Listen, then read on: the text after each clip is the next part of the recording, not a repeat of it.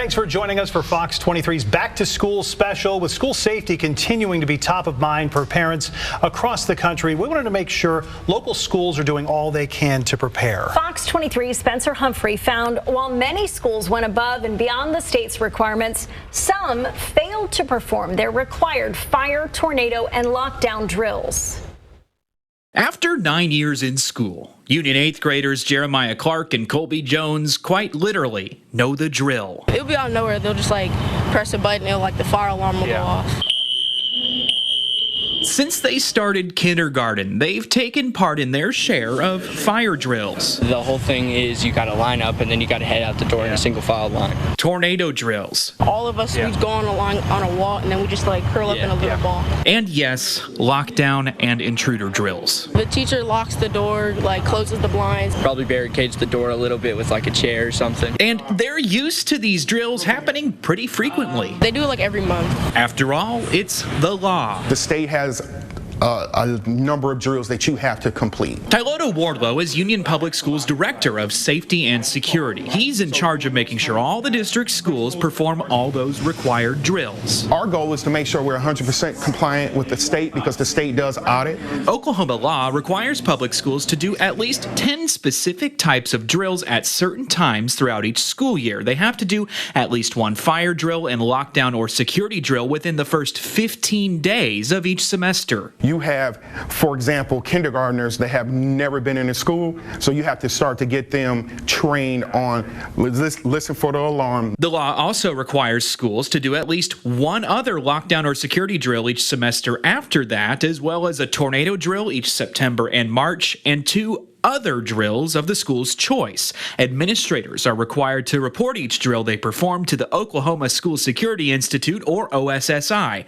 I wanted to know if schools were actually meeting these requirements, so I requested drill records from school districts all across Green Country for the 2022-23 school year.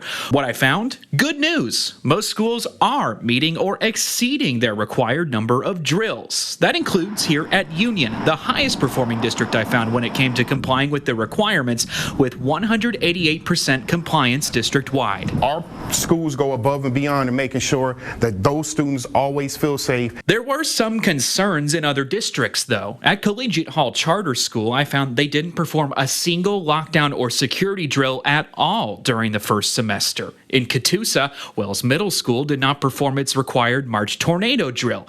In Tulsa Public Schools, the district declined to give me records of drills each school did perform, telling me I'd have to ask the OSSI for them. The OSSI never got back to me when I asked, but TPS did send me records of times it says schools failed to comply with the requirements last school year. They say Trace Academy didn't do its second semester fire drill within the first 15 days as required. Same goes for East Central Middle School. In that case, the report said the school continued to have a high number of vacancies and staff absences, and that school leaders felt they could not safely conduct a fire drill, which would require nearly 1,000 students to be outside on a very busy street without adequate adult supervision. I reached out to TPS for an interview, but I did not hear back. Meanwhile, at Union, Wardlow says the key to a clean compliance record is making sure he stays in constant communication with all his principals. I know throughout the year sometimes it can get tedious and you have to be reminded,